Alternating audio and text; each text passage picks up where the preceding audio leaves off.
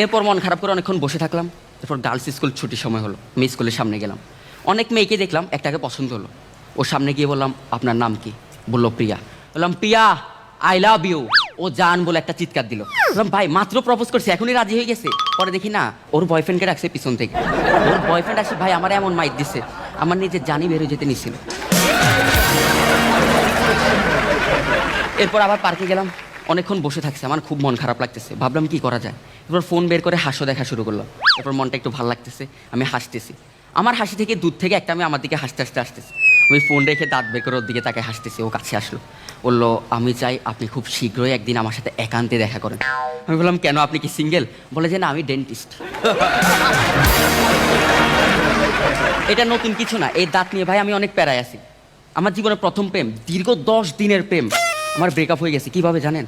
10 দিনের দিন আমি ভুলে দাঁত বের করে হেসে দিয়েছিলাম, মেয়েটা বেহুশ হয়ে গেছে।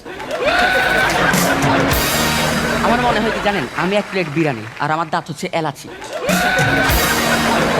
আমি হলাম একটা কাবাব, আমার দাঁত হলো কাবাব মে হাড্ডি।